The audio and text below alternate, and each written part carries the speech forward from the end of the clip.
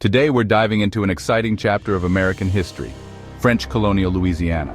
Get ready to explore a world of brave explorers, mighty rivers, and the birth of a unique culture. Our story begins in 1674 with a brave explorer named Louis Jolliet. Along with Father Jacques Marquette, Jolliet embarked on an incredible journey down the Mississippi River. They made some amazing discoveries. The Mississippi reached all the way from Minnesota to the Gulf of Mexico. There was no northwest passage to China. Sorry, explorers. The river was teeming with diverse plants and animals. Imagine being on that canoe, paddling through unknown waters. How exciting! Fast forward to 1682. Enter René-Robert Cavelier, sieur de la Salle.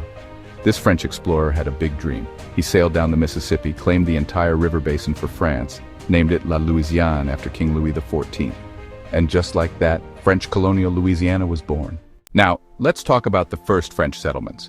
Fort Maurepas, established in 1699, was built near present-day Biloxi, Mississippi.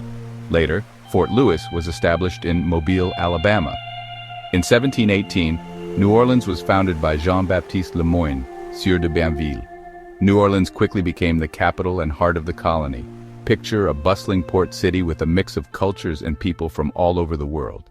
Life in the new colony wasn't easy.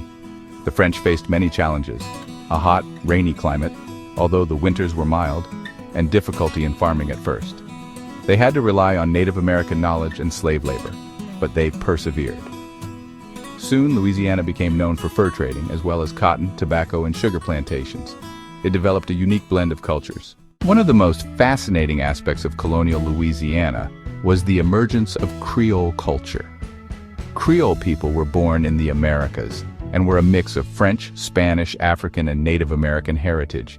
They were known for their distinct language, food, and customs. French